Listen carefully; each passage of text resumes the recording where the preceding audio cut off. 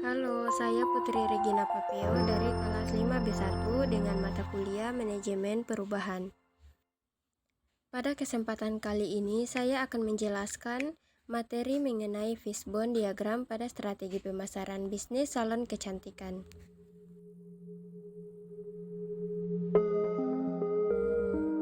Fishbone diagram bisnis salon The Icon. Yang pertama, penerapan PPKM terhadap pengelolaan usaha salon. Pada tahap promosi, layanan salon di rumah pelanggan. Mereka menyediakan layanan salon di rumah untuk para pelanggannya dengan tetap menerapkan protokol kesehatan yang ketat.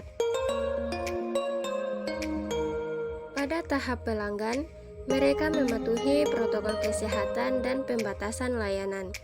Sebelum mengirimkan staf, mereka pastikan kondisi kesehatannya bagus, termasuk riwayat perjalanannya. Intinya tidak boleh sakit sedikit pun. Demikian juga dengan pelanggan, mereka buat perjanjian tertulis bahwa pelanggan tersebut dalam keadaan sehat dan tidak ada kontak dengan orang yang mungkin terpapar. Pada tahap produk, pelayanan salon di rumah itu pun hanya terbatas pada potongan rambut atau pewarnaan rambut yang sederhana. Kemudian, karena memikirkan nasib bisnis dan juga karyawan, ditambah dengan banyaknya permintaan dari pelanggan, Salon The Icon akhirnya mulai berani membuka salon dengan hanya menetapkan 8 orang karyawan. Tetap menerapkan kebijakan social distancing di salonnya dengan membuat jarak 2 meter antar kursi.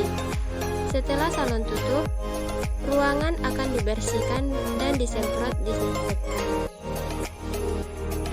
Tempat atau lokasi pada Salon The Icon tepat berada di ruko, jadi bisa buka, tapi pelanggannya yang datang tetap dengan perjanjian terlebih dahulu. Selanjutnya ada strategi pemasaran menghadapi era pandemi terhadap bisnis salon kecantikan. Yang pertama ada fokus pada konsistensi pelayanan yang Anda tawarkan. Membangun brand salon yang kuat secara online sejatinya sama dengan melalui jalur offline. Aturannya sama, di mana Anda membutuhkan tampilan, pesan yang ingin disampaikan, dan bentuk nuansa yang jelas dan konstan. Setiap orang perlu tahu apa arti dari nilai brand salon yang Anda tawarkan. Anda harus mengilustrasikan brand Anda secara konsisten di setiap saluran pemasaran. Jika pelanggan potensial melihat situs web atau akun sosial media salon Anda, mereka harus melihat bentuk dan penawaran yang Anda berikan secara sama. Yang kedua ada milik situs web salon yang responsif, diakses melalui mobile sebagai salah satu strategi pemasaran usaha salon kecantikan Anda.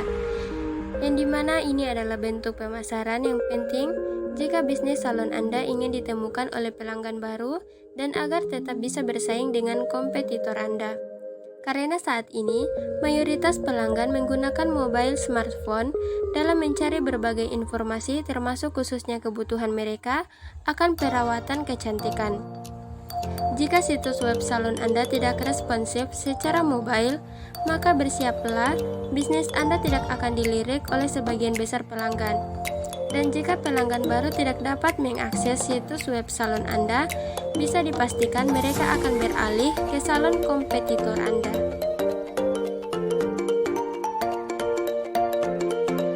Yang ketiga ada mulai gunakan blog untuk memperkuat pemasaran online Anda. Kualitas konten blog atau website adalah raja. Karena itu Anda harus mempertimbangkan kualitas konten pada strategi pemasaran usaha salon kecantikan Anda, khususnya terkait blog ini. Selama 18 bulan terakhir, situs Google telah menyatakan dengan jelas bahwa mereka akan menampilkan situs web dengan pasokan konten yang relevan dan menarik di laman pertama mereka. Menciptakan konten blog bulanan adalah cara pemasaran yang bagus bagi salon untuk membuat konten dan diharapkan terjangkau oleh mesin pencari Google. Jika ingin memulainya, Anda perlu membuat konten yang relevan dengan bisnis salon berupa tulisan artikel yang menarik dan baik. Ejaan, tata bahasa, dan penulisan yang tidak enak dibaca malah akan memperburuk citra salon Anda. Yang keempat, gunakan akun sosial media secara profesional pada rencana strategi pemasaran bisnis salon kecantikan Anda. Hanya karena Anda dapat menggunakan akun sosial media secara pribadi belum tentu itu bisa dilakukan secara profesional. Lihatlah beberapa brand salon besar dan ketahuilah seberapa besar effort dan uang yang mereka investasikan untuk membuat tampilan Facebook atau akun sosial media lainnya terlihat profesional. Mereka memahami kekuatan strategi pemasaran sosial media yang kuat. Nah, Anda juga bisa seperti mereka dengan menginvestasikan anggaran Anda untuk mengikuti pelatihan penggunaan sosial media, khususnya pemasaran bisnis salon, agar Anda memahami apa yang harus Anda lakukan, fokuskan dan yang harus Anda hindari dengan penggunaan akun sosial media sebagai sarana pemasaran bisnis salon Anda. Jangan berpikir bahwa Anda perlu memakai semua jenis sosial media.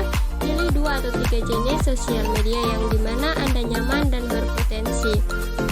Libatkan agen pemasaran online untuk memanage dan mengorganisir aktivitas sosial media yang Anda gunakan. Juga minta mereka untuk memberikan beberapa grafis kinerja aktivitas sosial media dalam menjangkit para pelanggan. Bisa berupa data rata-rata umur pelanggan yang mengakses status pelanggan dan lainnya. Dan yang kelima, memaksimalkan penggunaan optimisasi mesin pencari atau SEO, yaitu fitur yang bisa mendorong profil salon Anda secara online, dan ini juga bisa menjadi salah satu strategi pemasaran bisnis salon kecantikan yang efektif. Jika Anda ingin bisnis salon Anda dilirik oleh publik dan Anda menginginkan lebih banyak traffic, maka Anda perlu menggunakan fitur SEO ini. Dengan SEO, blog atau situs web bisnis salon Anda kemungkinan besar akan berada di top listed hasil pencarian terkait di Google. Banyak agensi yang menawarkan jasa SEO dengan menawarkan pembuatan artikel terkait tema bisnis salon Anda. Hasilnya akan berbeda jika Anda mengelola konten sendiri. Anda harus sangat berhati-hati karena Anda dapat dengan mudah merusak penelusuran sehingga membuat situs web Anda terjun bebas di hasil pencarian Google. Setelah mengikuti 5 tips dalam membangun strategi pemasaran bisnis salon Anda, diharapkan bisnis salon Anda bisa mendatangkan banyak pelanggan dan tentunya menghasilkan profit lebih secara jangka panjang. Terima kasih telah menonton video ini, semoga bermanfaat.